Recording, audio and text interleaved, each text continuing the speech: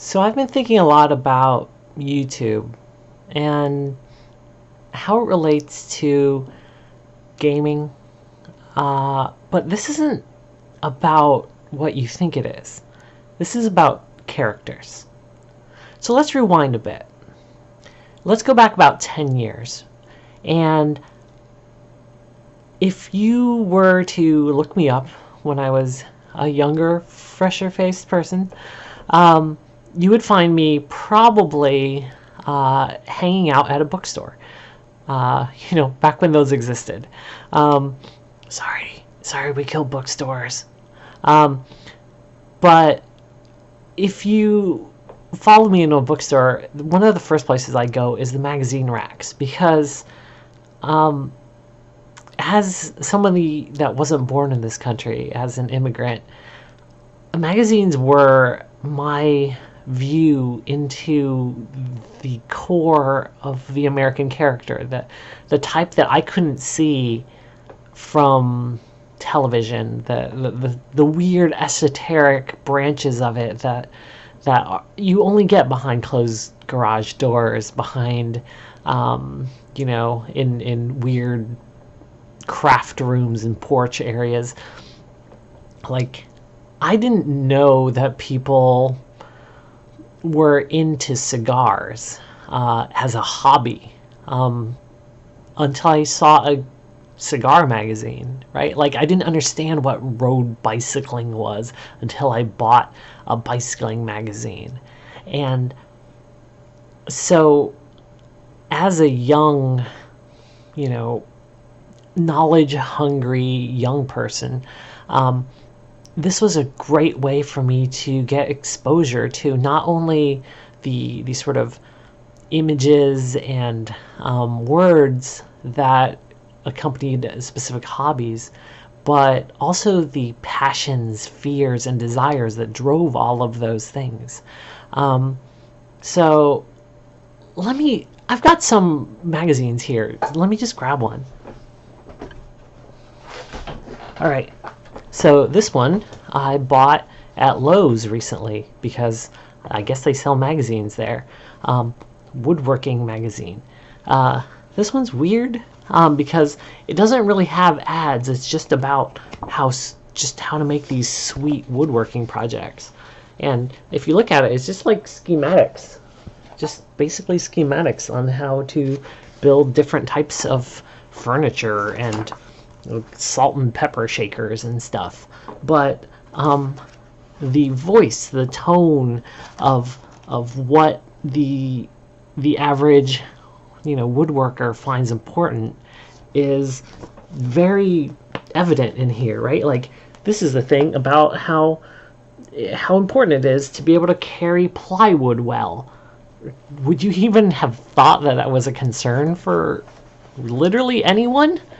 Well, unless you were intimately familiar with construction or woodworking, probably not. But magazines let you get this understanding of a tiny slice of any sort of culture. That's what they're there for. They're for people who are so passionate about a thing that they will spend money to find out more about that thing and to hear what other people who are into that thing are super passionate about, are what their voices have to say about it. It's a way to get dialed into a community, to understand the sort of baseline knowledge that you need to know to pick up the jargon, to understand the shibboleths, like all of these different things that you spend $5 at a grocery store or bookstore or whatever, and you definitely immediately understand a whole world of things you would have never understood. One more weird example here. Let me grab this one from the bookshelf behind me. I subscribe to fungus magazines, or at least I used to in the past, because I'm a mushroom weirdo. I was a member of a mushroom club when I was younger, and went on mushroom hunts and stuff. This is the Pacific Northwest. They grow everywhere, and they're pretty rad. But also, It's a really weird hobby, only done by old people mostly, because like young people don't give a shit about mushrooms, except for me and other, like, a handful of other weirdos. But like, look at this magazine, right? Look at these articles about lichens and toxins and medicinal lichens. This one's just all about lichens, I guess. There's an article here about how to dye different fibers, like wool and yarn and stuff, using lichen.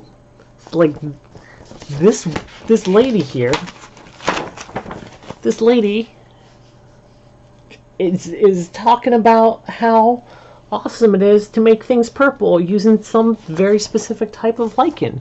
Would you have known about that? Would you know that this lichen, this weird brown lumpy or gray lumpy stuff that you find on a tree, can make things purple? No.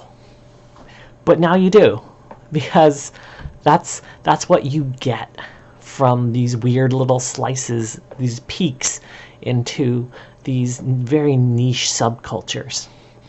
And I guess you can kind of understand where I'm going, because that's what YouTube is now.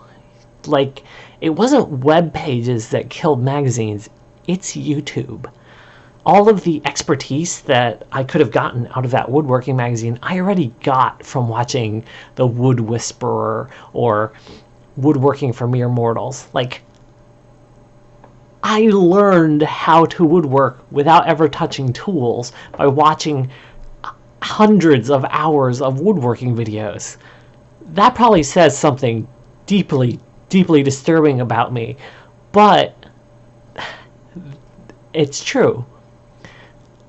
And so if you look at my YouTube homepage here, I'll pull it up on my phone here. So let's refresh it and see what comes up. Oh, look, it's 5 miter saw hacks. And here's the thing about building a belt grinder and making a draw knife, and like woodworking video after woodworking video.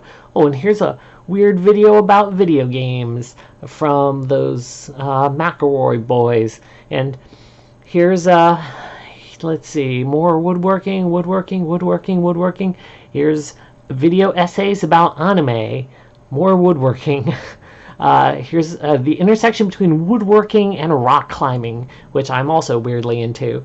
So if you look at all of the different things on this page, you'll see that it's really specific for the weird shit that I'm into. Like, I didn't know who Logan Paul was until there was a fervor about that Logan Paul video, because even though he is fabulously famous, I am not a tween, and I didn't understand that at all. I barely know who, like, the Markiplier or the Vlog Brothers. Maybe there's some Green Brothers too. I don't know. Like, these are pretty famous YouTubers, I guess, but they're kind of in their own stripes of that niche. And so our culture used to be relatively homogenous. That's what Western culture was known for. You could watch the same movies and export them all over the world, Rambo and Big Macs and things like that. But now with YouTube, I don't watch cable. I don't watch Netflix even. I just watch YouTube because I can watch exactly the things that I'm interested in at the moment, and then find another niche to dive deeply into, and I never have to leave that if I don't want to. I never have to get exposed to, let's say, the new Post Malone video, or the new, I don't know, weird commercial from Budweiser or whatever. Like, I never have to see those because I've found the narrow stripes of culture that I care about. And so everyone's doing this. And the algorithms are spiraling us narrower and narrower into these like super tiny grooves because it keeps feeding me more woodworking videos because it knows I want more woodworking videos, instead of saying, maybe you should take a break from that and watch some cute animals. No, just more about dados and miter jigs, because that's what I want. Our culture used to be homogenous to some extent because of mass media, but now it's not the curve, it's not the area underneath a curve that is described by calculus. It is the approximation of that area under a curve given by the sum of all of the tiny little rectangles that we use to approximate that curve. If that makes any sense for math weirdos. It is not one thing, it is a bunch of small, narrow strips of things all laminated together. So no wonder we're coming apart at the seams. Because, yes, falling into, like, I don't know, weird Irish whiskey video holes is generally pretty harmless. But if you fall into, let's say, I don't know, nationalistic videos or super conspiracy videos, anti-vax videos, things that are generally pretty fringe, that would have been frowned upon, now reinforce themselves through these narrowing of culture, through these sort of spirals of algorithms. So it's both good and bad, right? Like, at no other point in history would I have had access to the level of in-depth knowledge and context that I've been given by YouTube, right? Like, a person like me would not have been able to learn a lot of these woodworking things from woodworkers because they wouldn't have talked to someone like me. They wouldn't have brought me into their shops. They wouldn't have shown me how to use their tools. But now anyone can. And that's amazing. But it's also super weird and super dangerous at the same time. So what's that have to do with games? Well, what is a tabletop game other than an exploration of story, of character, of people's desires clashing against the realities of the world? And how do we normally play them? Well, we pick archetypes that we find comfortable and easy because those are the ones that we've seen 1,000 times over and over again. But we definitely ignore a lot of the hopes and fears and desires of a lot of different types of people because we've never been exposed to them. But hey, what about the people who are super into catamaran sailing around the Caribbean islands? What do they value? Like, what sort of drives would they have? Where would they fit into a story? What about the young teenage fashion blogger who specializes in hauls from thrift stores in the upper New York State area? Like, what would he or she have to say about that alien invasion that is happening? Right? Like, what would someone like Logan Paul, who is primarily a media entity and not really probably a person? I'm not entirely sure. That guy's a weirdo. What would someone like that be in a Hunger Games type setting? Like, there are new archetypes and deeper archetypes that you can pull out of these niche communities. Like there's that weird, thoughtful ex-graphic designer turned woodworker archetype, which I guess is a thing because I've seen like 4 or 5 of them on YouTube. that's something new. Like the ex-software engineer turned 3D printing nerd. That's something new. Like, people have drives and goals and inner lives that they're putting out there for everyone to see. They're exposing their passions, they're exposing their vulnerabilities, they're exposing their desires and weaknesses.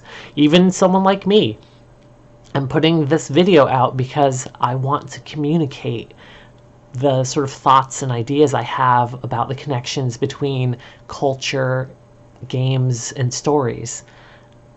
That's important to me. Where would someone like me fit inside your dungeon crawler, right? Could you tell a story about the world that I live in? The world of weird books and mushrooms and violins and woodworking and all these other things. Could you put a character like me in a game? Well, unless you'd met me, no. But now, you've watched this video, you know a little bit more about me. You know a little bit more about what drives me. You know my mannerisms. You know my persona.